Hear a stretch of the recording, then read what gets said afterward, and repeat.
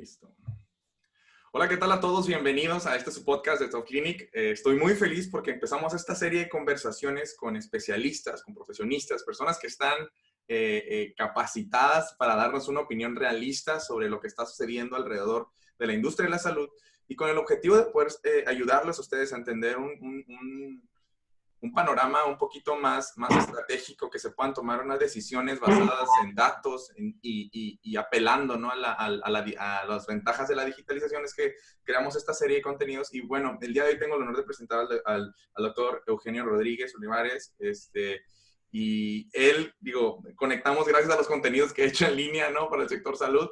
Y bueno, hoy vamos a tener una conversación profunda sobre el sector salud, la situación actual del COVID y pues las expectativas que podemos tener alrededor de todo esto, siendo realistas. Y bueno, doctor, pues muchas gracias por acompañarnos. Pues nos podría contar un poquito quién es usted para que conozca a nuestra audiencia. Pues mira, más que contar un poco quién soy yo, siempre me gustaría más como que comenzar con una historia, y una historia agradable, ¿no? Porque lo comentamos un poquito antes de entrar aquí en esta charla contigo, era que nos conocimos precisamente en línea.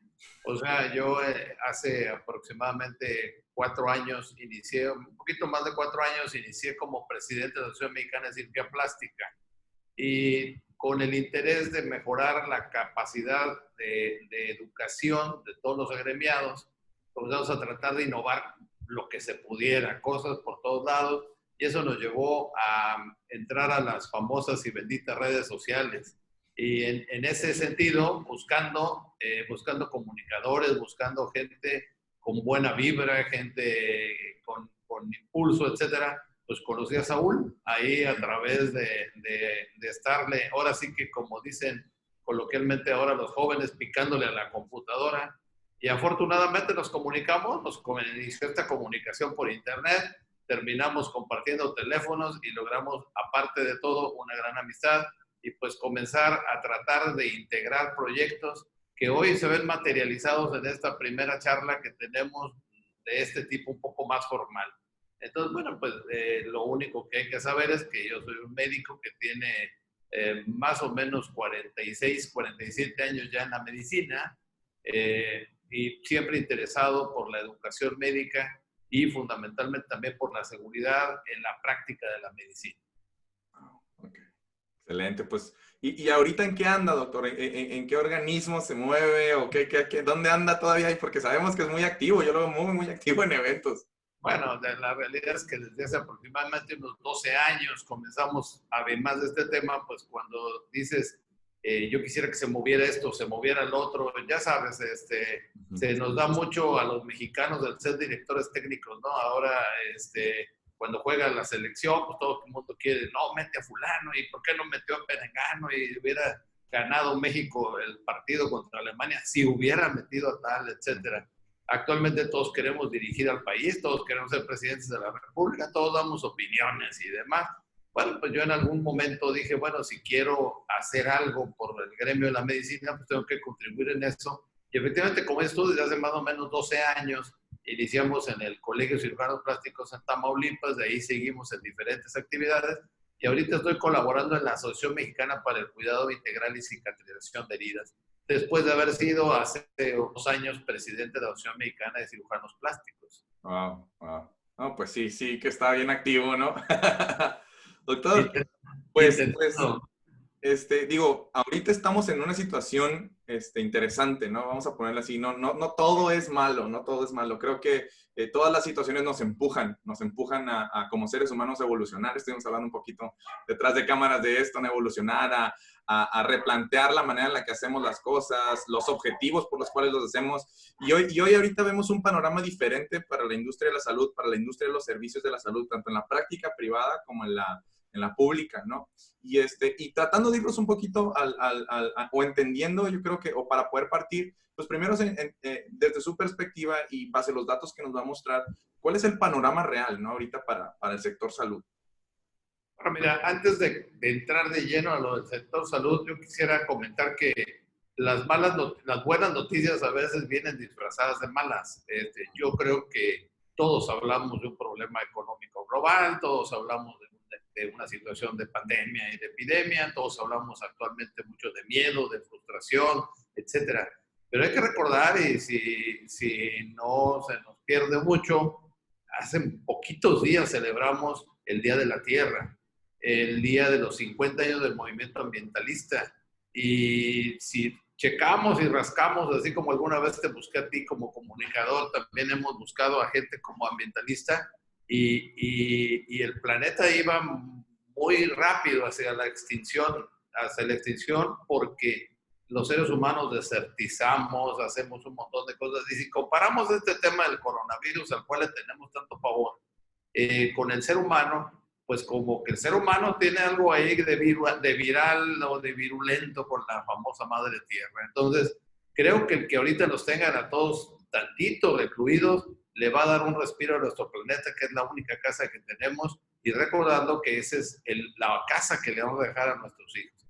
Entonces, a lo mejor esto es una buena noticia desde ese punto de vista, y por ahí hemos visto un montón de videos y de cosas en internet donde de repente ya especies que se creían estaban extinguidas, ahí están. Ya vemos animales nadando en los canales de Venecia, hasta tigres, creo, ahí en Cancún, caminando por los parques, etcétera. Entonces, creo que la naturaleza va a tener un buen respiro, y a lo mejor lo vamos a ver después en la cuestión climática y demás. Pero bueno, ese era como un paréntesis para ver que no todo es malo. Seguramente esto nos va a apoyar para que tengamos un mejor planeta, un mejor hogar donde vivir, y que además comencemos a tener aquella cuestión de más respeto, más cuidado, más higiene, etcétera, entre todos nosotros. Sí. Wow. Ahora, el panorama, por supuesto, si lo vemos en el sentido en cómo nosotros vivíamos o vivimos, pues obviamente se ve un poco complicado y caótico. Estar en la casa, no poder trabajar, estar encerrados, etcétera. Y de ahí viene la primera connotación que a lo mejor tendríamos que hacer. O sea, ¿es necesario, es conveniente que estemos encerrados o no es conveniente? O sea, se está actuando correctamente con esto. Y bueno, yo les quisiera poner aquí, mostrar unas gráficas que no son mías, son de dos colegas, amigos, para que más o menos nos demos cuenta cómo estaríamos en un ejercicio que hizo un amigo, que es el doctor Jorge Baiter, colombiano. Lo hizo él para Bogotá. Pero entonces lo podemos nosotros, como no hay ningún problema, somos latinos y somos... Tropicalizarlo para lo podemos como que extrapolar a nuestra Ciudad de México, y para ello te voy a compartir mi pantalla. Por favor.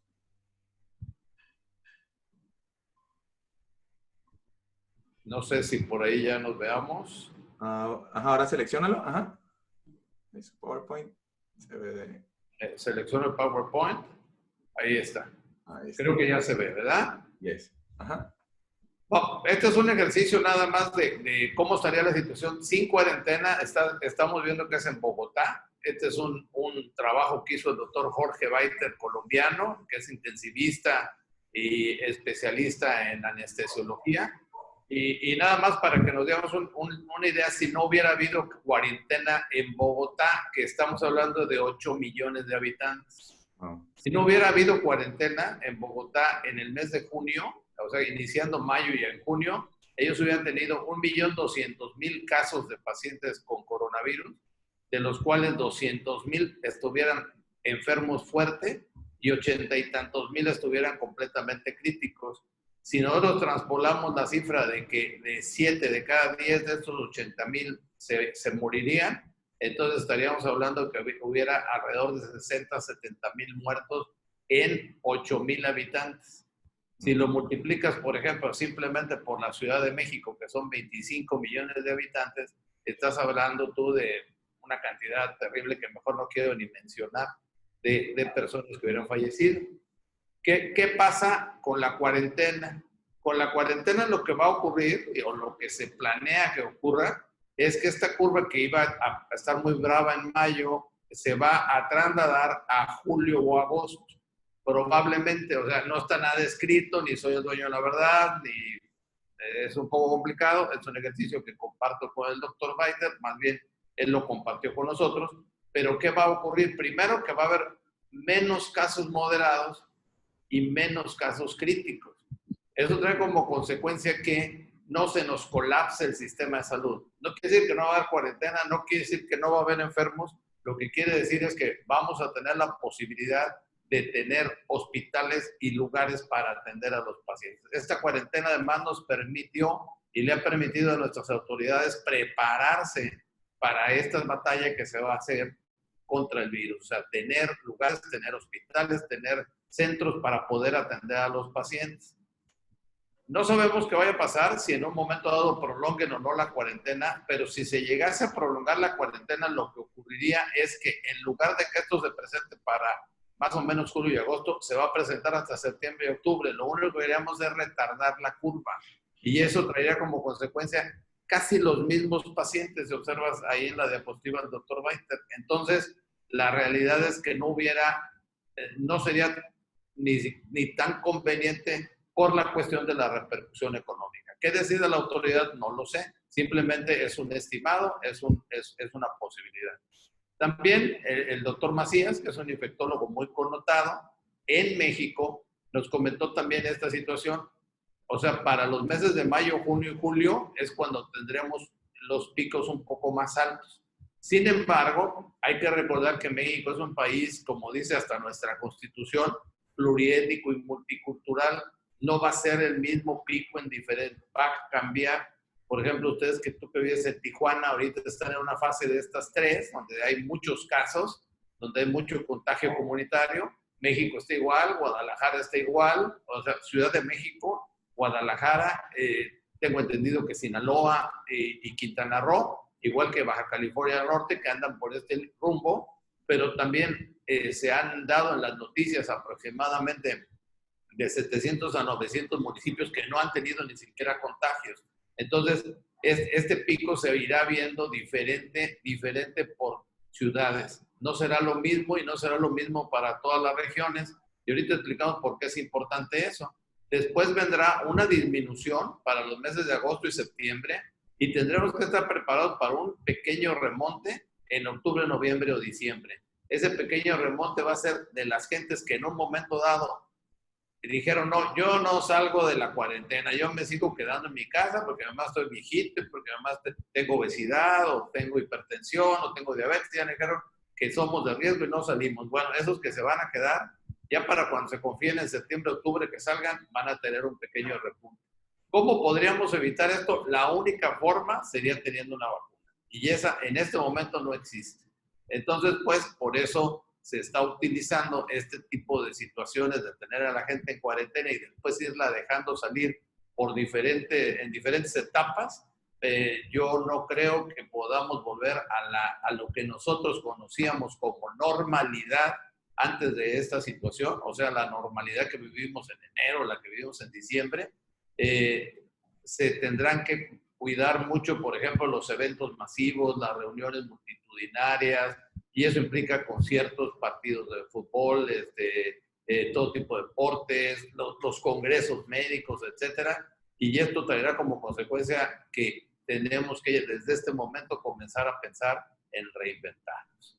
Ese es más o menos el panorama. ¿Cómo lo ven? Pues el doctor Macías, el doctor Baiter y que yo les comparto, pues lejos de cualquier connotación política, de cualquier connotación religiosa o de cualquier otra. ¿Sí? Perfecto, wow. Muy buenos datos. Yo creo que, digo, eso también nos prepara para, no se diga los centros de salud privados, ¿no? Que conglomeran a veces de que iban tus pacientes con los 3, 4 familiares o demás, como usted habla, pues tanto ahí, porque antes decías, tengo una capacidad, porque por cada paciente vienen 2, 3 familiares, pues se tiene que cambiar la dinámica bastante, ¿no? En cuanto al flujo, en cuanto a la participación también de integrantes, pues, en el flujo normal, con las operaciones normales, ¿no? De trabajo, incluso personal, que ahora sí dices tú, me está llenando el huequito, ¿no? Que lo puedes mandar a casa a trabajar ciertas cosas, pues va a ser, ¿no? Vienes un día, 2, te trabajas desde allá, porque estamos apelando a todo eso, pero este panorama que nos muestra, que nos da una probabilidad, ¿no? En cuanto al comportamiento posible. Digo, algo importante que también que me gusta aquí ver con esto es que si bien no somos igual que Estados Unidos o que Europa o que Italia o que China, pues nos dan ciertos patrones de cómo se comportan, ¿no? Y cómo es la integración también al estilo de vida y si la ejecución de ellos les funciona, bueno, la podemos replicar, porque como que estamos pues igual que como en las películas, ¿no? En la región 3, o sea, primero va a salir en ciertas ciudades y muestran un precedente de cómo podemos operar. Entonces, eso también es hasta cierto punto, una ventaja, ¿no? De la manera en la que se ha comportado a nivel local, vamos a ponerlo así, la pandemia, que podemos anticipar cosas que se están haciendo bien o mal en otros lados y poder replicarlas, pues para, pues como decir, reducir los platos rotos, ¿no? Bueno, lo que nosotros tenemos que hacer definitivamente, porque eso es importante como país, es que no podemos permitir de cierta manera, si se puede, que se nos junten todos los casos al mismo tiempo, porque colapsarían un sistema de salud ya de por sí complicado. Antes de esta pandemia traíamos el tema de la falta de medicamentos, de la cuestión de los hospitales que estaban sobresaturados, de los servicios médicos complicados, que no es de ahora, es de hace mucho tiempo en nuestro país. Ahora, imagínate que de repente te llegan por miles los pacientes infectados y que necesitan recursos muy importantes y no tienes dónde atenderlos, entonces lo poquito que podías hacer bien por uno, pues no lo puedes hacer por todos, entonces se volvería un gran problema, como parece ser que ocurrió en algunos países de Europa. Sí, es interesante esto porque estuve en un seminario hace unas semanas, aproximadamente 2, y decían, es que tu enemigo no es el gobierno, tu enemigo no es la economía, tu enemigo es el virus. Entonces tienes que entender cómo se actúa con un virus, cómo se enfrenta a ese virus para que opere tu proyecto, tu práctica privada, tu clínica, tu consultorio, esté orientado a eso. O sea, porque no puedes ponerle ahora sí que el peso al gobierno o incluso a la economía, ¿no? Y entre mejor conozcas ahora sí a tu enemigo, mejor lo puedes combatir. Hacen mucho énfasis eso es. O sea, tu práctica privada tiene que estar orientada en conocer bien cómo se va a ir mediando esto. Y estas estadísticas nos muestran, pues, qué va a suceder. Si te está hablando que a lo mejor en noviembre, diciembre va a haber un repunte, pues le tienes que sacar el jugo de agosto hasta octubre, ¿no? O sea, a tu práctica privada de una manera estratégica porque sabes que puede venir otra oleada. No te quedas esperando a que el gobierno o mágicamente todo se solucione, ¿no? Digo, es parte de poder entender el panorama real para que tú puedas actuar y no estés en la parálisis o en la desinformación y que esperes que pues se arregle todo, ¿no? Sin embargo, hay un detalle, Saúl, que ahí creo que es importante en este tema. Cuando uno dice, bueno, es que mi enemigo es el virus, pues yo también creo que es como cuando te golpeas con la pata de la puerta o la pata de la cama todos los días y nunca mueves ese mueble o esa silla o por lo que estás golpeando. Y dices, es que esta puerta me golpea todos los días. O sea, yo pienso que el virus de alguna manera se creó como cualquier otro organismo, o como el virus no es un organismo vivo, es un núcleo de información genética que tiene una capsulita. Necesita de un organismo vivo para poderse replicar, pero bien, el virus finalmente apareció, como aparecen algunas cosas. Ahora, el virus no apareció y dijo, voy a ir a matar a todos los seres humanos de este planeta. No, el tema es que existen también buenas noticias con respecto a eso. Al 80-85% de quien le dé el virus, ni siquiera se va a dar cuenta que le dio el virus. O sea, va a ser portador, pero no va a tener nada. Está más o menos documentado que entre los 0 y los 30 años, pues ni siquiera te va a hacer nada. O sea, a nuestros niños no les va a pasar nada, a nuestros jóvenes no les va a pasar nada. Aquí, ¿con quién se está ensañando el virus o con quién sí se ensaña, por decirlo de alguna manera? Bueno, con el diabético, con el obeso, con el hipertenso, con el paciente anciano, con el paciente descuidado. Entonces, este es el momento justo para decir, no, mi enemigo no es el virus, mi enemigo soy yo, me voy a controlar la diabetes, voy a bajar de peso, voy a regular mi presión arterial. O sea, todo lo que tengo que no hacía ejercicio, voy a hacer ejercicio. Ese es el momento, a lo mejor si tengo miedo, dejo de fumar, etcétera, pues, porque ahora te dan una cajetilla de cigarros con una rata muerta ahí y todo, y tú de cualquier modo, ¿qué haces? Sacas los cigarros, tiras la caja y lo pones en una cigarrera y sigues fumando. Entonces, el tema es que ahorita es una área importante de oportunidad para mejorar tu salud. Ok, excelente. Sí, sí, digo, es hacer conciencia, ¿no? Y más porque, por lo menos en México, bueno, en la gran parte de Latinoamérica, ¿no? Hay una incidencia alta de obesidad, hipertensión, de diabetes, ¿no? Y es un jalón de orejas, ahora sí que, como dicen aquí, ¿no? Ponerte las pilas, ¿no? Ponerte a Hay que trabajar. recordar que México es el país con el primer lugar mundial de obesidad, el primer lugar mundial de obesidad infantil. Una de cada 5 mujeres después de los 50 años tiene diabetes y uno de cada 10 mexicanos tiene problemas de diabetes, o bien uno de cada, por cada 10 mexicanos, 7 tienen sobrepeso u obesidad. O sea, 7 de 10. 3 son las personas que están en su peso. O sea, necesitamos, y a lo mejor esto es útil para ir creando conciencia de en dónde tenemos nuestra salud. O sea, creo que también, como decía al principio, las noticias malas, buenas, a veces vienen disfrazadas de malas, ¿verdad? Excelente.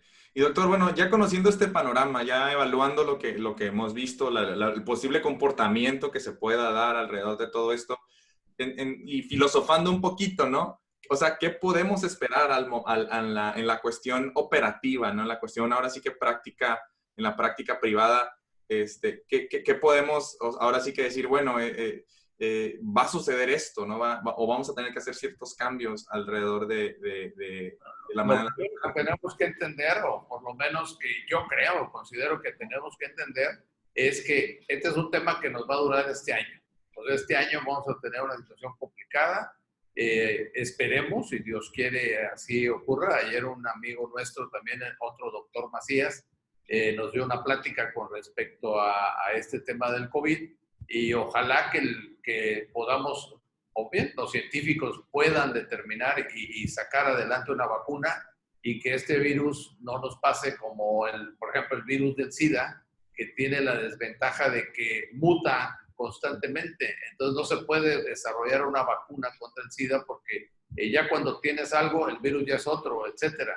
Entonces, ojalá que esto no ocurra y que sí pase como con la influenza o con otros virus de este mismo tipo. Y una vez que se tenga la vacuna, que más o menos una vacuna tarda de 8 a 12 meses, un año y medio, digamos, entonces pues ya sea algo que se pueda controlar, algo que ya vive entre nosotros, y que además el sistema inmunológico del ser humano, que es muy poderoso, siempre y cuando el ser humano esté sano, pues ya logre convivir con el virus, como convivimos con muchos otros virus de la gripe y con muchos otros virus que existen por ahí.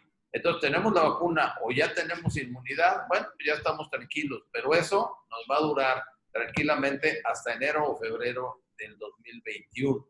Entonces, ¿qué hacer en el 2020? Porque pues ese es el tema, ¿no? Entonces, lo primero que ya comentamos es que, bueno, existe un 80-15-20, o sea, un 80-25. El 80% de la gente no va a tener ningún problema, ni, a lo mejor ni siquiera molestias o mínimas molestias, ni siquiera va a darse cuenta de que ya tuvo el virus. El 20% de la población va a tener una enfermedad como tal, y de esa solamente el 5% va a tener una enfermedad grave, esa que necesita hospitalizarse y de la cual desafortunadamente un porcentaje que ahorita a nivel mundial va más o menos en el 2% de la población va a perder la vida como consecuencia de esta enfermedad, como ya comenté, siempre y cuando no haya una vacuna. Entonces, ¿qué hacer?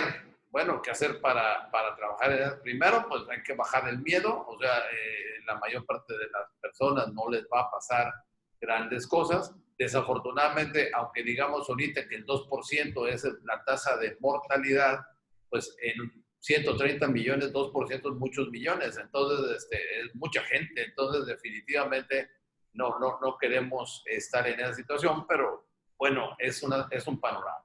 Entonces, lo que tenemos que hacer para poder trabajar, primero darnos cuenta que hay dos tipos de trabajo que hacemos, lo comentábamos un poco hace rato fuera de la cámara tú y yo. El primero es que los médicos vemos pacientes, en este caso vamos a ver, digamos, 3 tipos de pacientes. Los pacientes que vemos de urgencia, los que no pueden esperar, por ejemplo, un paciente que tiene una apendicitis aguda, un paciente que tiene un problema en la vesícula aguda, un paciente que se le estrangula una hernia, un paciente que tiene una muela picada, un paciente que tiene un absceso, una bola ahí llena de secreción con pus, un paciente que tiene una herida abierta o un paciente que tiene un problema que no puede esperar, ese paciente tendrá que ser atendido.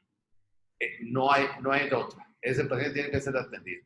En el caso de los médicos que vemos problemas de accidentes, o sea, accidentes automovilísticos, quemaduras, etcétera, riñas, heridas por proyectil, arma de fuego y demás, igual. O sea, todos los pacientes que tengan algo de urgencia tendrán que ser atendidos.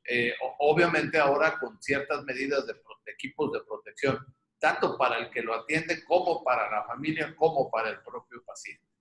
Y en el tema de la medicina o de la cirugía que es electiva, las cosas tendrán que cambiar un poco. En este momento, definitivamente tendremos que seguir las indicaciones que nos dan los gobiernos y que nos da fundamentalmente la autoridad sanitaria de mantener esta sana distancia, teniendo que estar en casa y cancelada la consulta electiva y la consulta y los procedimientos quirúrgicos electivos. ¿Hasta cuándo? Hasta que nos determinen, ya pueden salir. Si ven ahí la curva como está en la pantalla, estaríamos hablando que para julio, agosto, es como decías tú, vámonos a darle para adelante en julio y agosto a ver a todos aquellos pacientes que teníamos pendientes en la cuestión de cirugía electiva. Excelente, wow. Es muy importante tener ese tipo de panorama, como usted dice, entender cómo operamos, ¿no? Y bueno, es realista, digo, no muchas veces es lo que queremos escuchar, pero es lo que necesitas escuchar, ¿no? Para, como todo, hacer tu previsión de entender, bueno, sabes qué sí puedo y qué no puedo, y a veces está de más reafirmarlo en este momento, porque pues es proteger tu familia, la familia de tus pacientes, y entender también el rol que juegas como profesionista de la salud, porque digo, es saber hasta dónde te toca, ¿no? Y hasta dónde pues tienes que saber decir no. Tengo un mentor que me decía que las personas que lograban consolidar bien sus iniciativas, sus proyectos, sus negocios, eran personas que decían más no que sí, ¿no? Y es nada más saber priorizar en este tipo de etapas, y ahorita es una de ellas, ¿no? El poder saber, ¿sabes qué? Pues, no, es que doctor, me quiero poner estos brackets de transparentes ahorita, ¿no? Pues no es el momento para hacerlo, ¿no? Quédate en tu casa, ¿no? Ah, doctor, ¿sabe qué? Pues fíjese no sé, me accidenté en la cocina y tengo esta herida, pues vente, ¿no? Con las precauciones, pero ahí caemos en la siguiente pregunta, en la evolución, ¿no? Digo, no sé si nos va a compartir más pantalla, Doc, o para continuar la... Ahorita, como seguimos platicando, te voy a compartir qué medidas pudiéramos tener de cuidados en el momento en que nos digan ya pueden iniciar otra vez su práctica, o más o menos qué es lo que pudiéramos planear para poder iniciar una práctica electiva, no una práctica de urgencia. La de urgencia ya quedamos que se puede hacer y se debe hacer, o sea, es parte de toda esta situación que se está hablando de los héroes médicos, etcétera y demás. Okay. Claro, usando equipos de protección, claro, advirtiéndole al paciente que no podemos saber si tenga o no tenga la enfermedad, y definitivamente, pero atendiéndolo porque es urgente. Ahora, también hay que recordar que, como dijo el doctor Macías, que aparece en la pantalla, la salida de la cuarentena no nada más va a ser escalonada, sino además va a ser escalonada por regional, por decirlo de alguna manera. Probablemente ustedes en Tijuana salgan más rápido porque están en el pico más alto. Probablemente la Ciudad de México salga más rápido porque está en el pico más alto. Pero hay ciudades o hay municipios en México donde en este momento no han reportado ni un solo contagio. Entonces, esos apenas van a entrar a la curva. ¿Sí me explico? Entonces, habrá estados que salgan más rápido, municipios que salgan más rápido que otros, pero finalmente, una vez saliendo, tenemos que tener ciertas medidas. Y eso va a depender, ahora sí, del comportamiento del virus y de la manera como tenemos nosotros para detectar ese comportamiento. Ok, entonces si habláramos de lo que prosigue, que es la evolución a través del comportamiento que estamos viendo, los datos es, o sea, yo como profesionista, y yo creo que es importante, por lo menos aquí en Tijuana, ¿no?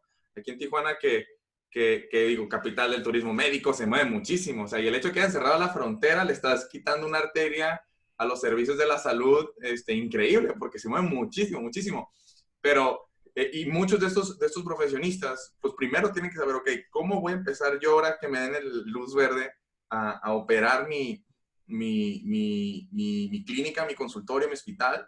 Y luego, aparte de eso, es qué tengo que hacer para hacer sentir seguro a mi paciente, porque es algo que estoy hablando mucho y estoy reforzando mucho con los especialistas con los que tengo la oportunidad de servir. Es, si antes tu paciente venía contigo por la oferta que le tenías como especialidad, como instalaciones, como demás, pues ahorita lo primero que va a estar en su mente es cómo me asegura este profesionista, esta clínica, este consultorio, este hospital, la certeza de que me va a cuidar primero contra el COVID, ¿no? Porque ahí es donde viene, o sea, muchos están como, no, pues me voy a aventar a hacer ofertas, promos y eso. No, hombre, ahorita el miedo es la primera parte que hay, la incertidumbre sobre cómo este proveedor de un servicio de la salud va a, de alguna manera, a informarme o está preparado para atenderme con esta nueva manera de operar, ¿no?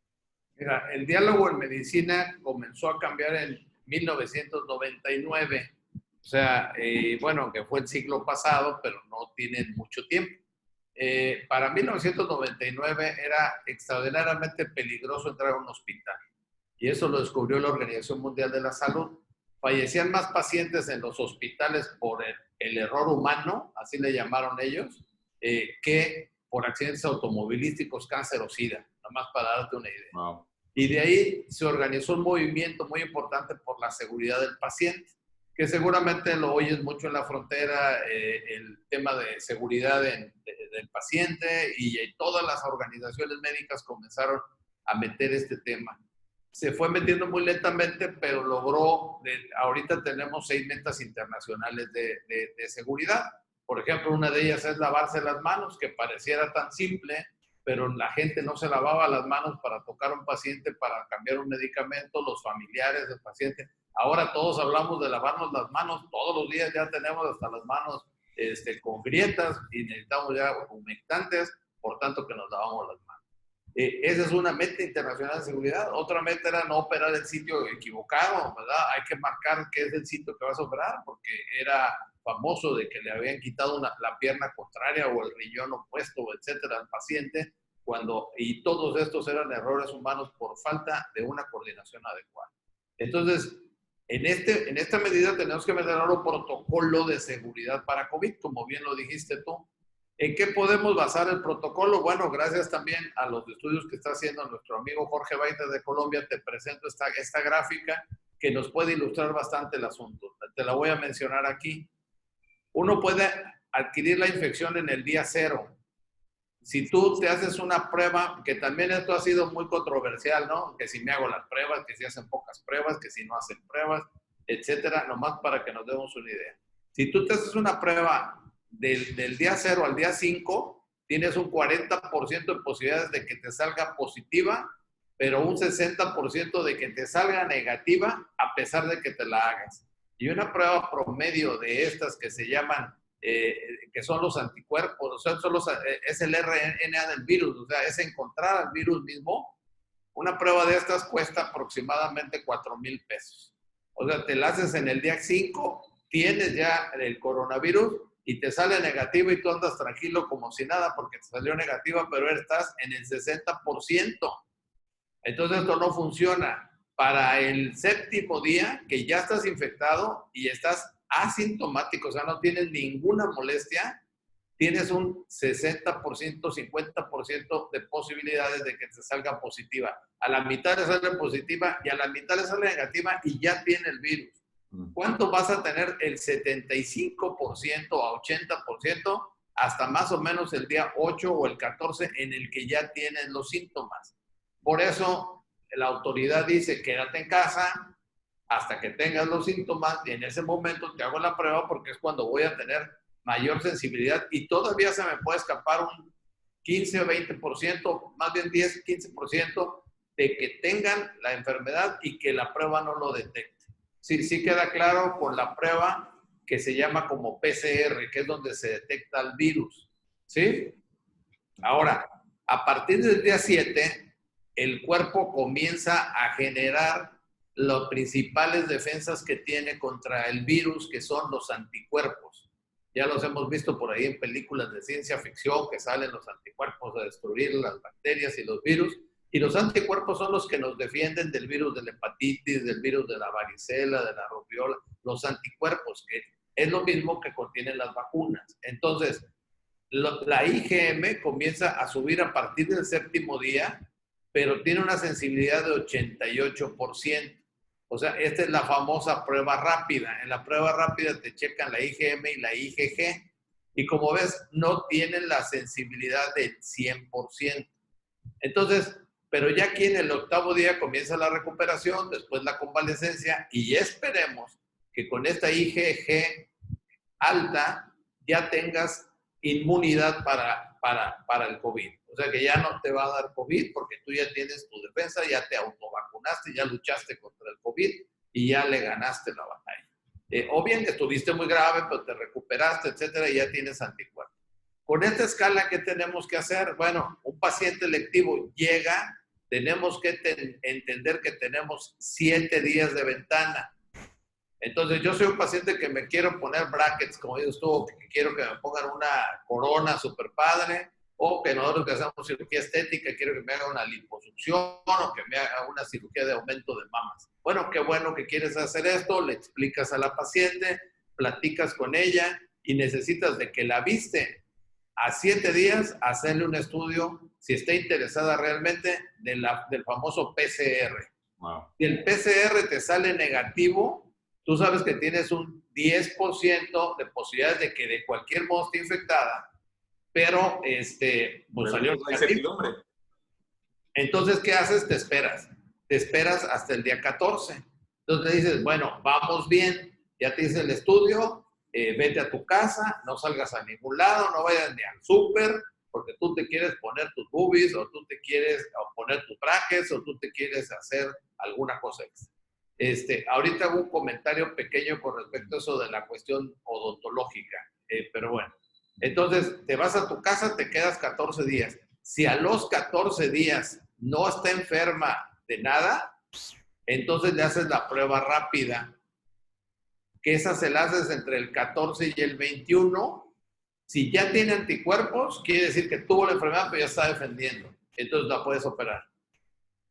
Si no tiene anticuerpos, entonces necesitas darle otros 7 días de cuarentena. Estamos hablando de 14 días de cuarentena y a los 14 días la puedes operar con las reservas correspondientes de que tú hiciste todo lo que tenías a tu alcance para descartar que esa paciente tuviera problemas de COVID. Ahora, una vez operada, la paciente tiene que irse a su casa otra vez a cuarentena 14 días más para que en el postoperatorio no vaya a agarrar otro contagio como el que ya platicamos que puede tener en un segundo pico, en una segunda curva. Entonces, un paciente que quiera ser sometido a una cirugía electiva, fundamentalmente estética o una cirugía de cualquier otra cosa de tipo electivo, tendrá que hacer más o menos este protocolo. Hacerse una prueba PCR alrededor entre el momento que decidió y el 7º día, al 14º día hacerse una prueba rápida para determinar si tiene o no tiene anticuerpos y en esos días operarse e irse a cuarentena a su casa. O sea, el paciente tendrá que dedicarle un mes completo a su cirugía, 14 días previos, 14 días posteriores. No sé si lo dejé un poco claro. Sí, claro, muy claro. Y digo, es bueno porque digo, creo que muchos ahorita están navegando en la incertidumbre del cómo, ¿no? O sea, esto es lo que te da más seguridad a ti, al paciente y a todos. Ahora, esto implica la cooperación de todos y bastante disciplina, porque el paciente tendrá que está esperando su operación y está en su casa y está aburridísimo y ya no sabe qué hacer y ya estuvo en cuarentena y otra vez como que me vuelvo a meter en cuarentena, bueno, mal llamada cuarentena porque es 14ª, pero estoy en mi casa otra vez y luego me opero y otra vez para la casa, pues ya parezco castigado, pero no, eso es lo que tenemos que hacer actualmente y para ello tenemos que hacer algo que nos falla un poco a los mexicanos, nos falla un poco a los latinos y que se llama disciplina. Así es, wow. No, pues, digo, y luego partiendo de eso, como usted dice, ¿no? Los procedimientos selectivos, que normalmente son es el flujo que más permite tener, pues, capital o ingresos, ¿no? Para seguir operando y Y bueno, esto es a lo que yo me refería mucho de que el profesionista de la salud ahorita tiene que empezar a estudiar, porque es cómo voy a adecuar esto en mi práctica profesional, cómo lo voy a ejecutar en mi praxis, o sea, sí o sí. Y cómo desde ahorita yo puedo empezar a comunicárselo a mis pacientes, porque tal vez tienes pacientes actuales o potenciales que dicen, bueno, pues es que ya tenía mi ahorradito, ¿no? Para mi lipo, ya tenía mi ahorradito para mis brackets, ya tenía mi ahorradito para mi fisioterapia, para lo que vaya a hacer, pues, o sea, que cualquier tratamiento, pero ahora, si tú no educas, y es la parte fundamental que yo creo que es donde yo trato así como gritarle a los cuatro vientos, que es donde nos tenemos que tratar de enfocar, que es educar al paciente ahorita sí o sí, porque es cuando está en su casa viendo el celular y todavía no se reactiva todo. Entonces, yo creo que es importante poder llegar y decir, bueno, esto, cuando tú lo implementes, comunicárselo a tu paciente te va a facilitar a ti la vida, porque ya el paciente está ahora sí que predispuesto a decir, ok, esa es la dinámica que va a suceder al momento que yo quiera tener el tratamiento, ¿no? Ya no estás convenciéndolo a que lo haga, sino ya sabe que si va a trabajar contigo, si va a requerir alguno de tus servicios, pues lo primero es atender que así es como es, ya tiene una expectativa, pues, y eso reduce el estrés a ti como profesionista de decir, yo por lo menos ya puedo tener X número de pacientes que se quieren atender conmigo, que ya conocen este proceso y facilita el proceso para todos. Ya te llegan con tu prueba o ya te llegan como, ¿sabe qué, doc? Me acabo de hacer la prueba hace tanto tiempo. O sea, facilita la dinámica, facilita muchísimo la dinámica y te enfocas en dar tu servicio con excelencia como hasta ahora y no necesariamente tendría que impactar tan negativamente el reingreso o empezar a operar tu praxis si no tienes esta ruta de acción, porque la idea es que tú le digas, y yo así como le explico a mis clientes, no es darle las reglas del juego, dile cómo se gana y cómo se pierda, sencillito. Y si realmente desea ese procedimiento o ese servicio, pues a ti te facilita el proceso y también para él, ¿no? Entonces, creo que es súper, súper importante esta parte de acá, más que nada para decir, ok, ¿cómo voy a adecuar mi praxis profesional a esto, ¿no?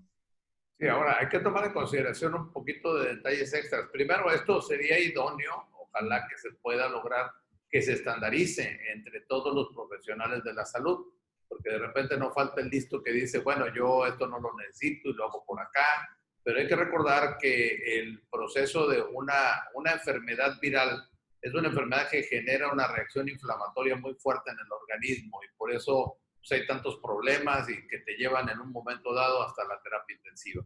Entonces, si tú le agregas una cirugía, que es algo que genera también una reacción traumática, una reacción aguda en el organismo, pues entonces ya el organismo tiene dos cosas que arreglar. Por un lado el virus y por el otro lado el componerte lo que te abrieron o lo que te cortaron o lo que te lastimaron. Entonces, definitivamente hay que tener mucho cuidado. Y aquí te quería comentar dos connotaciones extras. Primero, el operar electivo, aún con todo esto, no implica que no tengamos que llevar las estrictas medidas de protección, tanto para el médico como para su equipo a la hora de operar. Ahora ya no podemos operar nada más tranquilamente con un cubrebocas como operábamos antes. Ahora tenemos que operar con gogles, tenemos que operar con cubrebocas, tenemos que operar con una protección mayor, con batas que sean impermeables, etcétera, con doble guante, porque los miembros del equipo de salud, a pesar de todo esto, como sabes que hay un 10 o 15% de falsas negativas, o más bien de que no alcanzó la prueba a completar, pues no puedes saber que estás operando a un paciente que a lo mejor se está infectado. Entonces, te tienes que cuidar en ese aspecto. El paciente también lo tiene que aceptar y lo tiene que saber. Y otra connotación que a lo mejor es muy importante y que ahí sí es un poquito complicada, son los procedimientos que hacemos arriba de las clavículas, o sea, del cuello hacia la cabeza. Y ahí tiene mucho que ver un área en la que tú estás muy involucrado, que es el área dental. O sea, ¿por qué? Porque el contagio por COVID, el contagio por coronavirus se debe a las secreciones bucales, al hablar, a la saliva, que el virus viene ahí. Entonces, ahí sí va a estar, tiene que ser muy estricto este protocolo y tiene que ser muy estricto el protocolo de cuidado. ¿Por qué? Porque se producen aerosoles, porque se produce esa salivación, porque, por ejemplo, un dentista está haciendo su trabajo con la pieza de mano y líquido y eso salta micropartículas. Entonces, El dentista actual ya no puede estar haciendo su consultorio como estaba nada más con un cubrebocas, tiene que tener una mascarilla N95, NK95, tiene que tener unos gogles y aparte tiene que tener una careta por lo que salpica del paciente. Y tenemos que ser estrictos en esas medidas de seguridad por nosotros y por los pacientes. Entonces, aún con todo esto, la gente que tiene que trabajar en la boca tendrá que tener mayores medidas de seguridad y eso, insisto, implica doble guante. O sea, por ejemplo, te pones los guantes, te lavas quirúrgicamente los guantes y luego te pones otros guantes. Entonces, eso es muy importante para que los pacientes puedan ser operados. Y estrictamente en las personas que trabajan en la boca o que trabajan en la nariz, el otorrinolaringólogo que trabaja oídos, nariz, garganta, tiene que tener mucho más medidas de protección porque por ahí es el contagio. En este momento no se ha reportado contagio por sangre o porque te picaste con la sangre del paciente o porque estás curando un pie por allá, etcétera. No es tanto ese problema. El problema fundamental, el 90% del contagio se da por la saliva, por los aerosoles, por los líquidos de la parte superior, nariz, boca, etcétera, y por las lágrimas. Ok. Wow. Sí, yo creo que digo, no está de más recalcarlo una y otra vez, ¿no? Entendiendo también tu praxis. O si no, mínimo, si estás viendo esto y tienes algún colega, algún amigo que entra, ¿no? Entra en este perfil, pues es vital que le puedas compartir esta información más que nada, pues para que tenga una ruta de acción. Yo creo que dice que el que no planea, planea para fallar, ¿no? Me gusta mucho esa frase, pues, porque definitivamente, pues, no todo está perdido. No significa que no vas a poder ejercer, pero sí va a cambiar la dinámica de tu proceso de ejercer y no es como que pues eres Juan Camané y que te las todas puedes y que pues a ti no te va a pasar, ¿no? Tampoco, digo, esto es algo...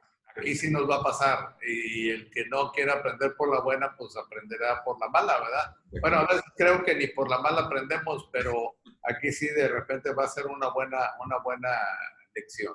No, y luego creo que algo importante en recalcar aquí, y es sumamente importante, porque como ustedes, es una espada de dos filos, es una espada de dos filos. O sea, si un paciente se infecta en tu consultorio por alguna mala praxis, tan fácil es que lo suba al internet y cómo va eso a afectar toda tu imagen, ¿no? O sea, y la otra es, si un paciente recibe el tratamiento adecuado, con la seguridad adecuada, lo va a subir a las redes sociales y eso también va a generar más certeza y va a traer, o sea, hay que entender que aplicar esto no es una pérdida de dinero, porque muchos, ahorita es lo que veo, están viendo la parte negativa. Yo les digo, no, o sea, si tú planeas bien, ejecutas bien, das una experiencia que genere seguridad, calidad y demás a tus pacientes, te va a ayudar, te va a ayudar a crecer a lo mejor como no estabas creciendo antes, porque ahora parte de tu oferta como profesionista de la salud es ofrecer, ¿no? Es esto, ya es parte de, ¿no?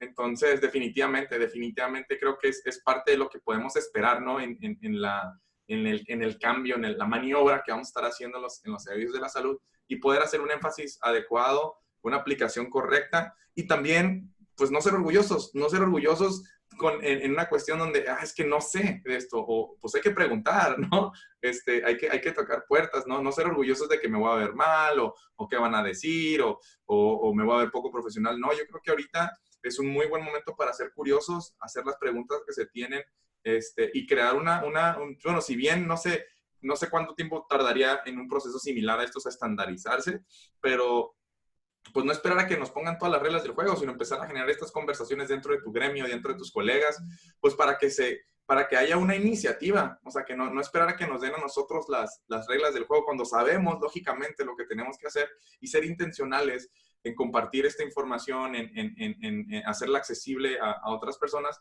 pues para que haya una pseudo regulación en la manera en la que estamos operando y bueno, pues también crezca la certeza de parte de los pacientes, ¿no?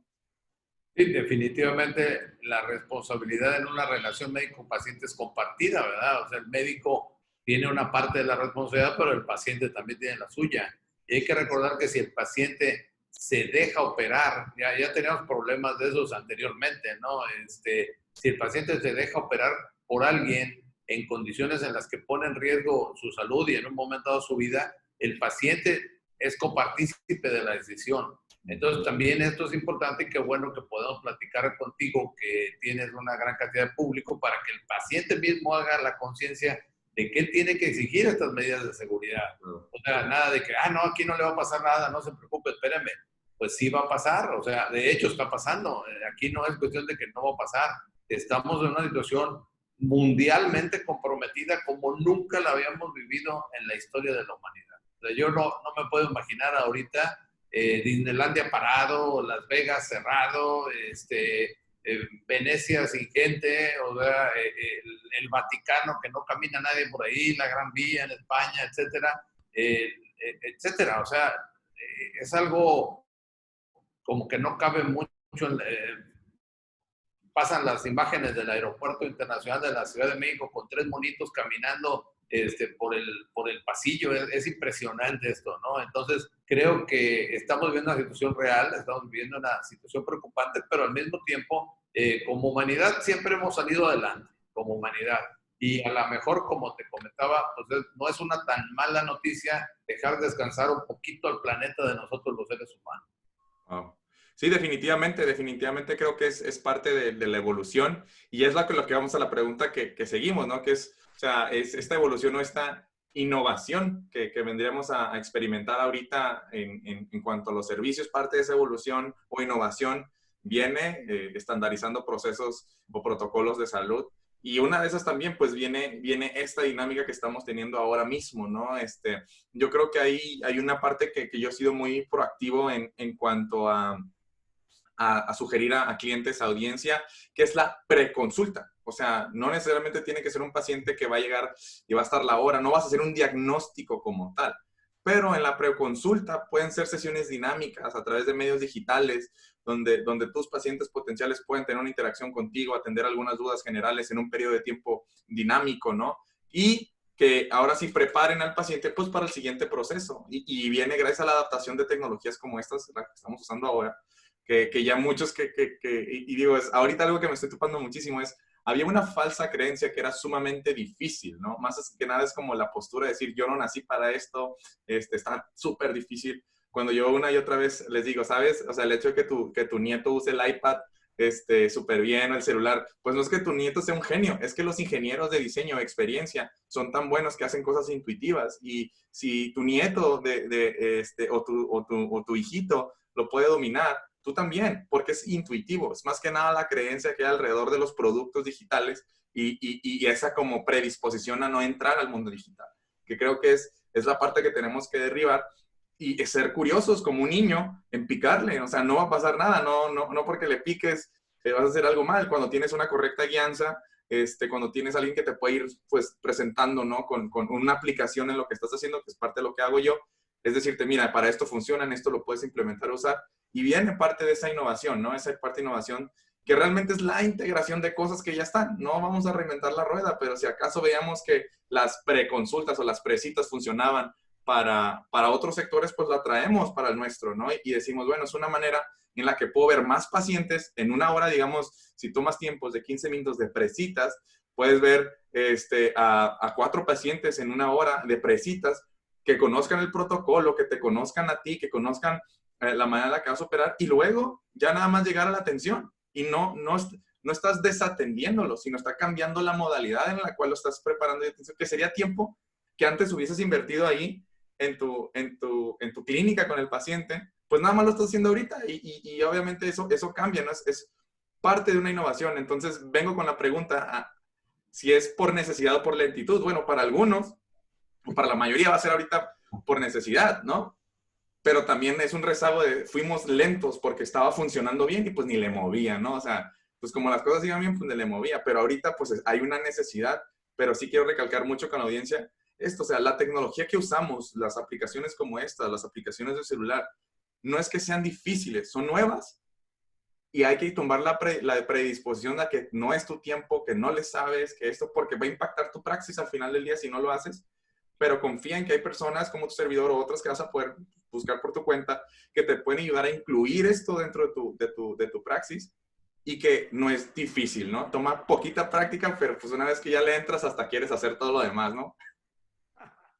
Yo creo que efectivamente, bueno, tenemos historias muy interesantes con respecto a que si no innovas, desapareces, ¿no? O sea, la historia de Kodak, ¿no? Que inventaron las cámaras fotográficas que tenían el rollo fotográfico, más bien el rollo fotográfico, y que de repente, pues adiós, ¿no? Y no sé si te acuerdas de unos teléfonos que se llamaban BlackBerry, que todo el Así mundo quería es. tener esos teléfonos, y ahora Nextel.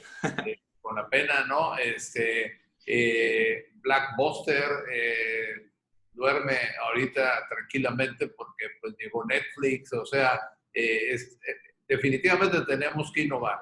También tenemos que tener mucho cuidado. La relación médico-paciente es una cosa muy delicada y también no están muy claras todas las reglas del juego. Entonces, hay que tomar en consideración porque ese fue un debate que tuvimos hace unos 15 días de la consulta médica por Internet.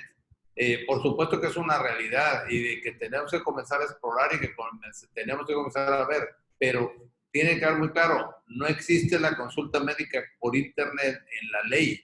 O sea, la norma oficial mexicana implica que una consulta implica además revisar al paciente, pero bien, como dices tú, podemos llamarle entrevista, podemos llamarle charla, podemos llamarle información, no sé, habrá que innovar nombres y después como el preludio de la entrevista, no sé, y ya después el paciente hará pues lo que tenga que hacer en la exploración, porque el diagnóstico médico se integra con la entrevista con el paciente, el comunicarse ideas, pero además con revisar al paciente, porque existen ciertos datos en donde hay que tocar al paciente, donde hay que verlo, en donde hay que explorarlo, etcétera, que definitivamente nos integran en el diagnóstico del paciente. Entonces, si es necesario, esa otra parte.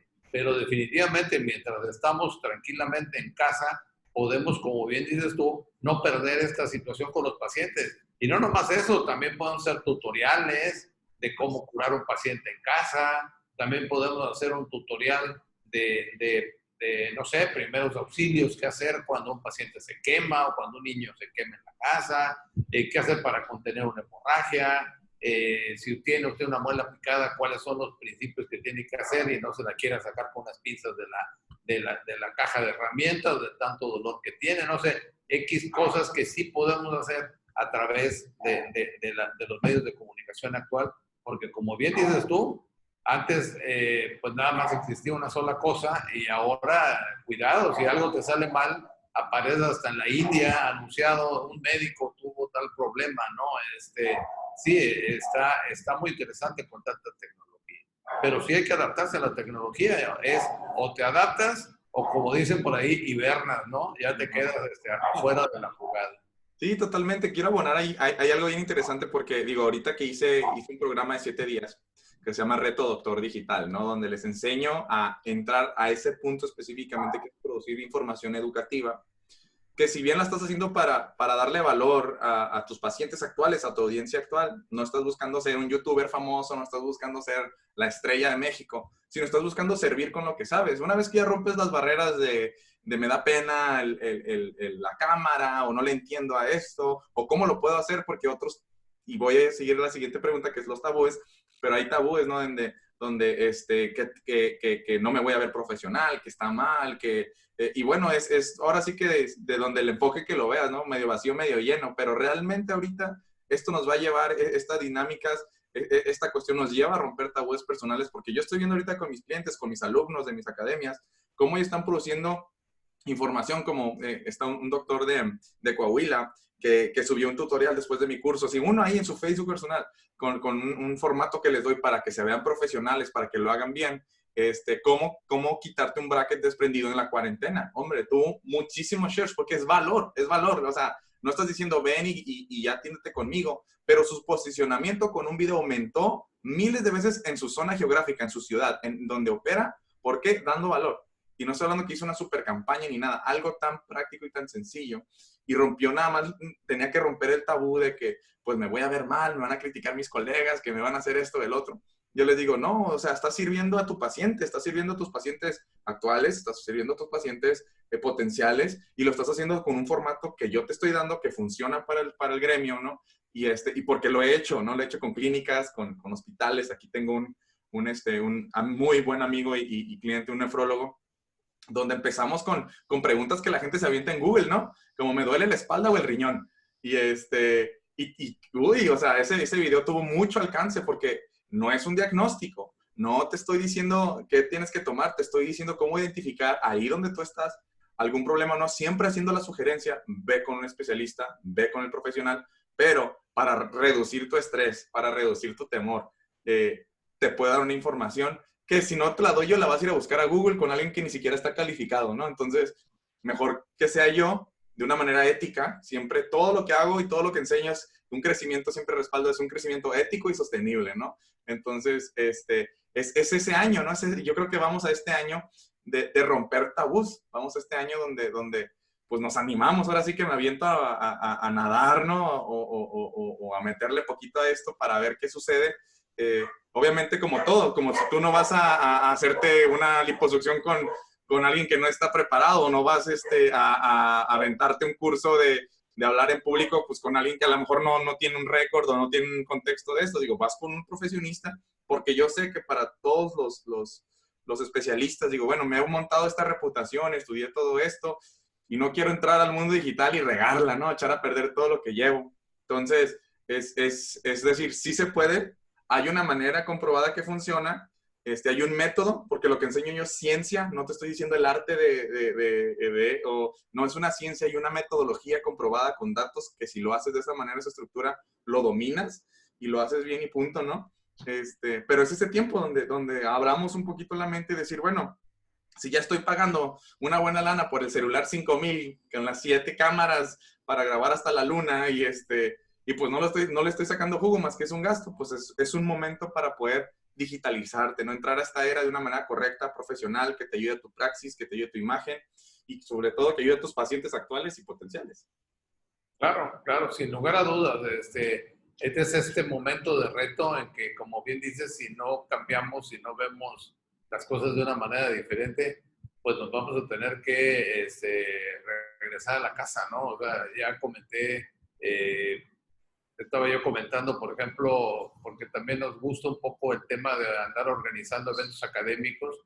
Entonces, los eventos académicos van a venir cambiando para siempre con esto, por lo menos, ya ves, las Olimpiadas se cambiaron para el año que entra, o sea, simplemente, y los eventos académicos de juntar 1000, 5000, 3000 médicos, yo pienso que en este año, o por lo menos es una manera muy, muy, muy personal, pues,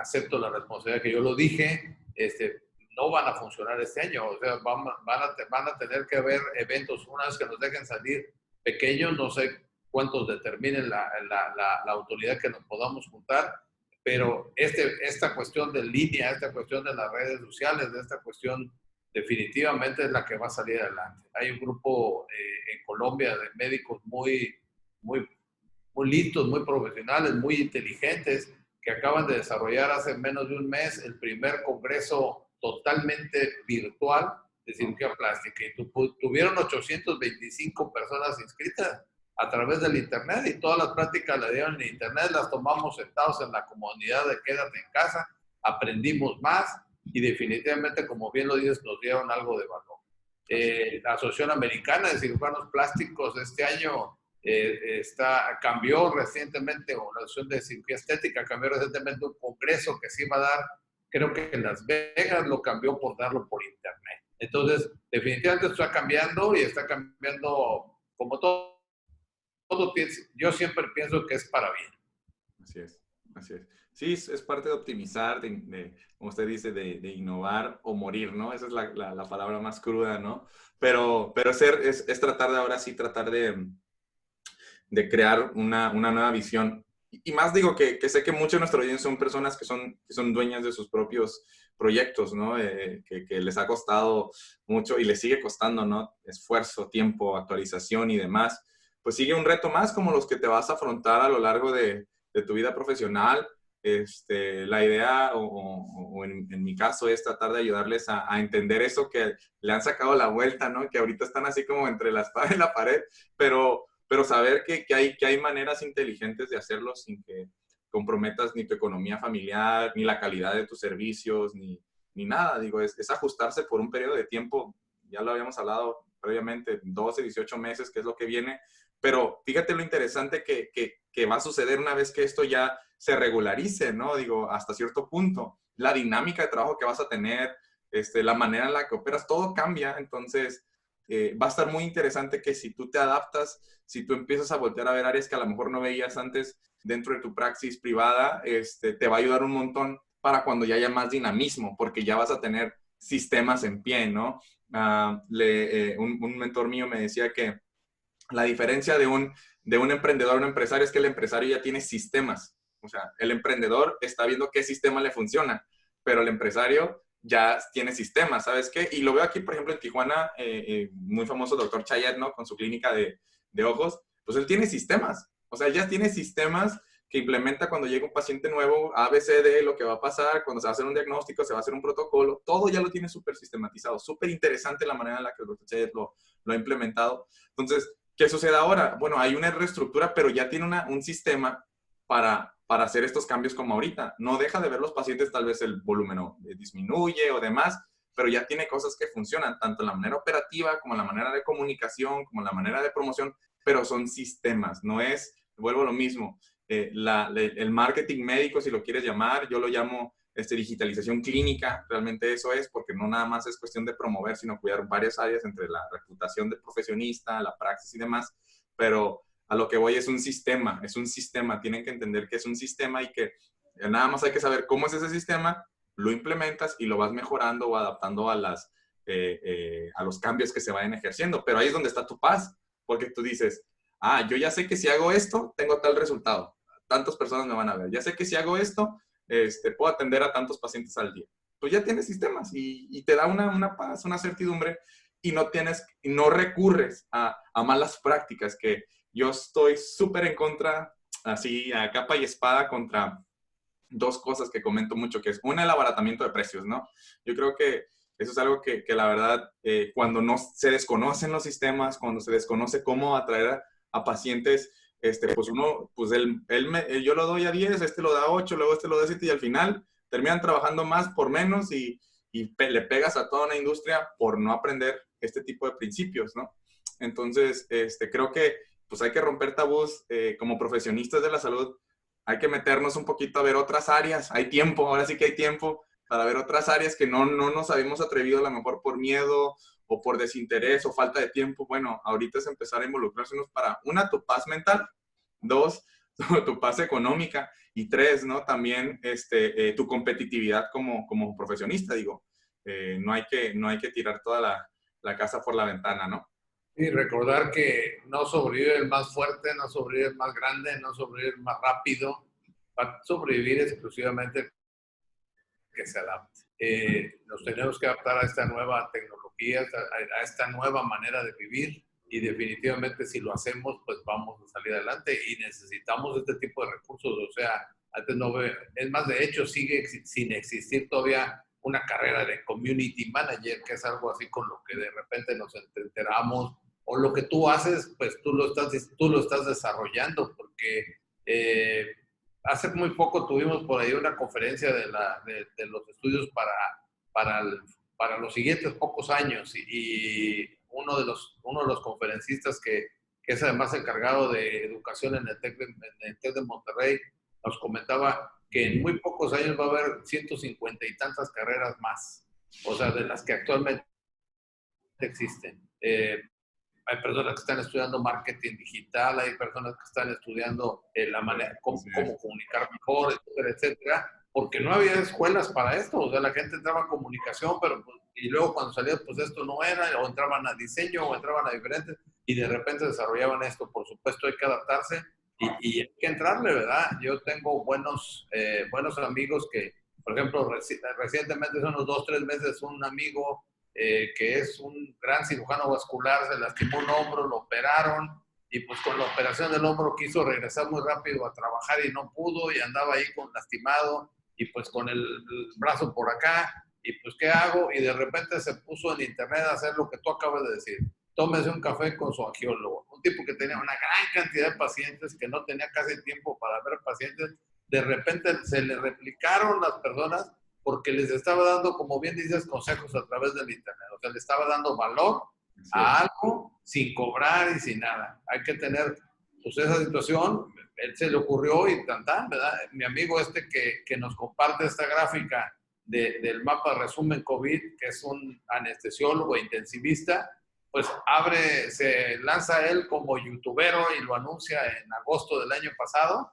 Él es muy bueno para dar conferencias, es un muy buen orador, ahora les llaman speaker, ¿no? Es muy buen speaker, tiene muy buena manera de dar pláticas y de repente se lanza al YouTube. El tipo tiene ahorita cientos de miles de seguidores, ya tiene una página propia de internet, y ahora le tiene que dedicar un buen tiempo a esta cuestión, pero le gusta, ¿no? Entonces ya le encontró el modelo. Y ahora, en lugar de tener, como antes, el anestesiólogo que anestesiaba a un paciente cada vez, ahora de repente se sienta y hay 5,000 o 7,000 personas conectadas para escucharlo, ¿verdad? Claro. Creo que, como dices tú, es algo nuevo, pero es algo al que hay que entrarle. Y si no le entramos, pues recordar los casos típicos de los circos de antes, con el Cirque du Soleil, recordar los casos de las películas fotográficas con Kodak. No sé si debe haber mucha gente joven contigo siguiéndote. Sí. Antes existía una compañía que se llamaba Xerox, que sacaban fotocopiadoras. Ahora ya no hay fotocopiadoras, las impresoras sacan las fotocopias, ¿no? Y ya nadie trae una cámara más que los profesionales de las cámaras, y ya las traen más bien por cuestiones románticas, porque ahora con un celular puedes tomar fotos extraordinarias, y si es que te educas adecuadamente para manejar el celular. Entonces, definitivamente tenemos que adaptarnos a estas nuevas tecnologías para supervivir en este nuevo mundo y con este reto que nos proporciona actualmente la enfermedad llamada COVID-19, causada por ese coronavirus, que ahora es el tema, pues, de prácticamente todos. Decía un amigo ahí, porque ahora somos coronavirus cibernéticos, ¿no? Porque todo el mundo estamos enterados de eso. Claramente, doctor, pues muchísimas gracias. Yo me quedo con usted un ratito más. A toda nuestra audiencia, pues es parte de esta iniciativa de Top Clinic de poder dar un poquito de claridad con líderes de opinión del campo, con personas que ahora sí tienen mucho que pueda aportar, y democratizar esta información para que les sea de valor y les dé, pues, primero la paz, porque con la paz ya tienes claridad, y con la claridad ya puedes ahora sí ejecutar ciertas estrategias o empezar a planear incluso. Les digo, el que no planea, planea para fallar, y es un buen momento para replantearte la manera en la que estás haciendo. Dimos algunos puntos interesantes. Si tienes alguna duda, algún comentario, algún tópico, seguramente esta no va a ser la última entrevista que tenemos con el doctor, y vamos a seguir replanteando varias cosas muy interesantes. Entonces, muchísimas gracias, doctor, por estar con nosotros. Me quedo con usted un ratito más, y a nuestra audiencia, gracias por estar con nosotros. Ajá. Saúl, perdón, quisiera agregar un pequeño detalle con respecto Claro. a la gente que te ve. Mira, actualmente en muchísimas cuestiones de televisión o de indicaciones nos están diciendo que tengamos que utilizar un cubrebocas. Y entonces todo el mundo, es más, creo que ya ahora en muchos lugares, es más, por lo menos acá donde nosotros vivimos, ya está eso obligatorio, y en un momento dado te pueden detener las autoridades para que te pongas el cubrebocas. Hay que hacer consideración de varios puntos. Primero, el cubrebocas N95, los cubrebocas muy sofisticados, no son necesarios para la población en general. Esos cubrebocas son importantes y necesarios para la gente que está cuidando pacientes con COVID en los hospitales, o para los cirujanos que están operando pacientes sanos o con COVID en los hospitales. Entonces, la invitación es a que no los compren y no los usen, porque entonces no le dan la posibilidad de que los pueda comprar quien los tenga que comprar para quien los deba utilizar. Ahora, uno puede hacer sus propios cubrebocas en su casa, o de tela, o comprar los que ya existen. Sin embargo, el cubrebocas tiene un uso adecuado. Primero, el cubrebocas no puedes traerlo más de entre 2 y 4 horas. Nadie lo aguanta. Si nosotros estamos medio acostumbrados porque operamos a traer el cubrebocas, no lo aguantamos, entonces las personas no lo aguantan. Hay que quedarse en casa, y solamente se usa el cubrebocas cuando uno anda en la calle. Ahora, el cubrebocas fundamentalmente es para que uno no lance esos aerosoles a los demás, que eso se resuelve con la famosa sana distancia de 1,5 metros de separado de cualquier persona.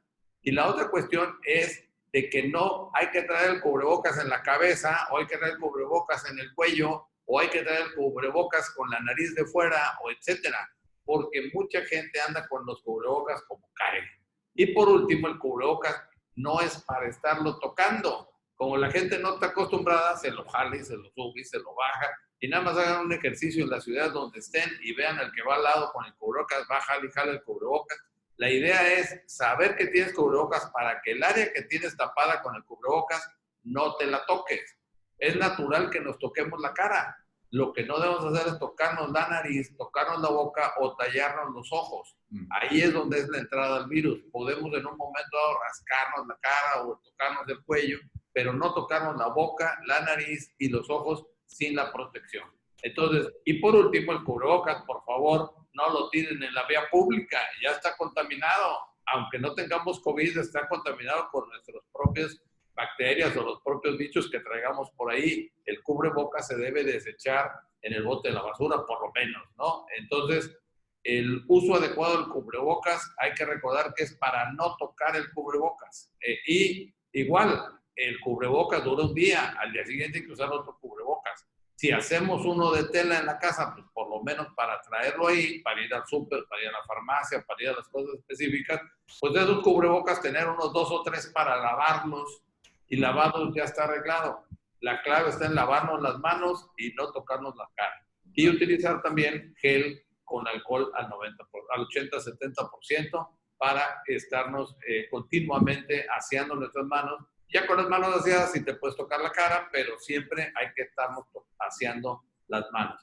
Mucho cuidado con el uso del cubrebocas. Te agradezco mucho la plática. Esperemos que no haya sido muy larga y muy aburrida. No, muy dinámica. No, súper bien. Creo que a toda la audiencia le va a gustar, doctor. Pues muchas gracias nuevamente. ¿Cómo lo podemos encontrar o buscar si queremos conectar con ustedes, doc? No, pues ya sabes que nos puedes encontrar a través del correo electrónico, ¿no? Mi correo es dr.rodriguez@gmail.com. También por ahí estoy en Facebook. Yo, como no ando en todo este tipo y apenas estamos también tratando de adaptarnos a nueva tecnología, pues ya de repente andaremos en Instagram y Twitter, pero por el momento estamos en Facebook y a través del correo electrónico. Excelente. Pues muchísimas gracias, doc. Me quedo con usted. Recordar que lo que no nos mata nos hace más fuertes. Así es. Bien, me quedo con usted. Gracias a todos. Dejen sus comentarios, sus dudas, y nos estamos viendo en la siguiente cápsula formativa y de conversación aquí en Top Clinic. Chao, chao.